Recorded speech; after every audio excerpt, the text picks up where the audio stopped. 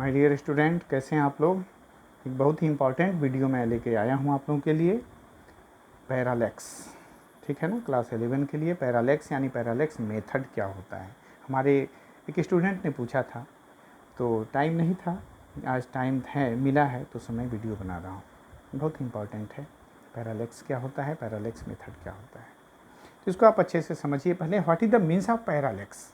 किसी ने आपसे पूछ दिया कि पैरालेक्स क्या है, तो हम क्या बताएंगे और हमारे दिमाग में क्या आना चाहिए।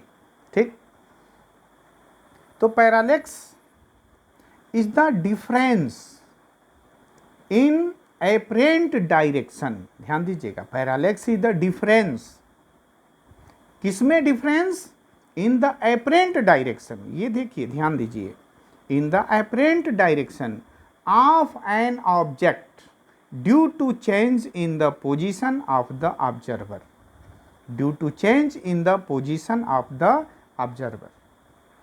तो ये कह रहा है कि पैरालेक्स किसको कहते हैं, एक डिफरेंस को कहते हैं। किस में डिफरेंस हो रहा है, एपरेंट डायरेक्शन में ऑफ एन ऑब्जेक्ट, किसकी वजह से, due to change in the position of the observer. इसको जरा अच्छे से समझिए, ठीक है ना, इसके कॉन्सेप्ट को आप खूब अच्छे से समझिए, ध्यान दीजिए। जैसे क्या करिए कि जहां हम लोग हैं, किसी अपने ठीक सामने घर की एक दीवार पे एक पॉइंट बना दीजिए। ऐसे पॉइंट मैंने बना दिया और एकदम सीधे में उसके आप क्या करिए कि खड़े हो जाइए, एकदम स्थिर खड़े हो जाइए, उसके ठीक सीधे में खड़े हो जाइए और अपनी एक आंख को बंद करिए और उससे देखिए, दूसरी आंख से उसको देखिए, फिर दूसरी को बंद करके पहले वाले से देखिए। मतलब बारी बारी से आप अपने एक आंख को बंद करते रहिए, बंद करते रहिए, देखते रहिए। एक बार बाईं आंख से देखिए, एक बार दाईं से, फिर बाईं से, फिर दाईं से, फिर बाईं से, फिर दाईं से। इसको जल्दी जल्दी भी कर सकते हैं, धीमे धीमे भी कर सकते हैं। तो लगेगा क्या, लगेगा कि इसका जो पोजीशन है ना, दैट इज चेंजिंग। जबकि हम भी चुपचाप खड़े हैं और पॉइंट तो दीवार पे है, बिना भूकंप आए तो हिल भी नहीं सकता। ठीक, तो हम क्या करेंगे, जब देखेंगे तो लगेगा कि दिस पॉइंट एक एपरेंट होगा, मुझे भ्रम होगा कि ये पॉइंट जो है अपने जगह से इधर इधर, कभी इधर, कभी इधर, कभी इधर, कभी इधर जा रहा है। यही एपरेंट डायरेक्शन की बात इसने की थी। तो आप यंग्स एंड फ्रीडमैन को पढ़िए, बड़ी बुकों को पढ़िए, तो उसमें लिखा है कि parallax is the name of only incident. एक घटना का नाम है, एक एपरेंट है, वो भी ऐसा है कि ओरिजिनल नहीं है, वो सिर्फ मुझे भ्रम हो रहा है। ठीक है, तो parallax is the name of only apparent incident, ठीक है ना, which comes to exist by the change in the position of the observer. चूंकि हम अपनी आंख है ना, मान लीजिए एक आंख यहाँ पे, एक आंख यहाँ पे है, तो एक बार हम इससे देख रहे हैं, एक बार इससे देख रहे हैं, एक बार इससे देख रहे हैं, एक बार इससे देख रहे हैं। तो जो मान लीजिए कि यहाँ एक ऑब्जर्वर है, यहाँ एक ऑब्जर्वर है, एक बार यहाँ से देख रहा है, एक बार यहाँ से देख रहा है, बात तो वही निकल के सामने आएगी। ठीक, अब देखिए, तो पैरालेक्स क्या है कि this is the name of only incident, यानी कि this is the name of only apparent changing. कोई आपसे पूछे तो पूरे कॉन्फिडेंस में बताइए कि this is the name of only apparent changing. ठीक, अब देखिए हुआ क्या कि हम हिंदुस्तान के लोग, हम लोग तो युद्ध वाले हैं, युद्ध में फंसे रहे। बड़े बड़े महान सिकंदर का अटैक हुआ, कभी किसी का अटैक हुआ, यहाँ की सारी किताबें लोग लेके चले गए। उसके बाद विदेश के साइंटिस्टों ने सिर्फ उसका क्या किया, इंग्लिश में अनुवाद कर दिया, ट्रांसलेशन कर दिया। कभी डिवीजन एल्गोरिथम पढ़ के देखिए, टोटल हम लोगों की चीज़ है, उसका सिर्फ विदेशियों ने क्या किया, सिर्फ ट्रांसलेशन कर दिया और अपने नाम से पेटेंट करा लिया। हम लोग युद्ध में फंसे रहे, हम लोग बड़े लोग हैं, युद्ध वाले हैं, तलवार वाले, भाले वाले, घोड़े वाले, चेतक वाले, और उन सबों ने क्या किया कि सिर्फ ट्रांसलेशन किया।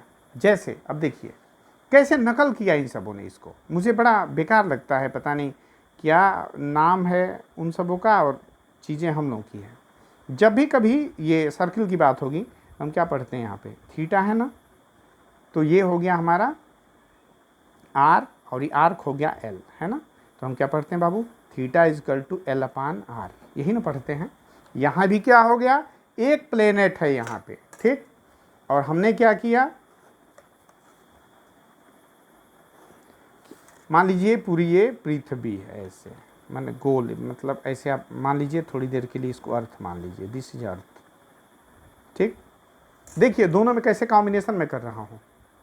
पैरालेक्स मैंने बताया कि this is the only name of incident, यानी कि apparent changing is called parallax. अब इसको एकदम कंफ्यूजन मत रहिएगा।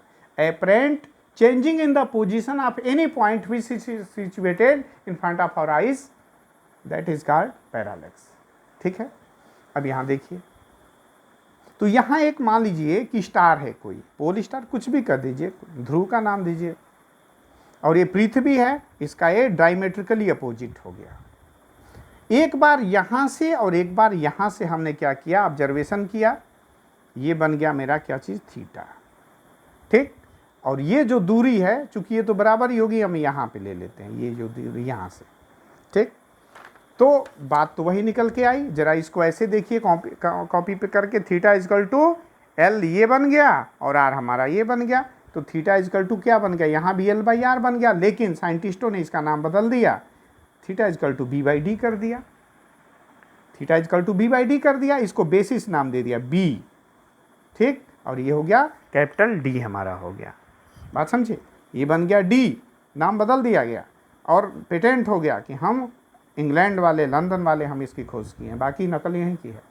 तो theta is equal to b by d. तब इस एंगल को हमने क्या नाम दे दिया भाई, इस एंगल को हमने नाम दे दिया पैरालेक्स एंगल। क्या नाम दे दिया, अब इसको हिंदी में याद नहीं आ रहा क्या बोलते हैं, इसको पैरालेक्स एंगल बोल दिए।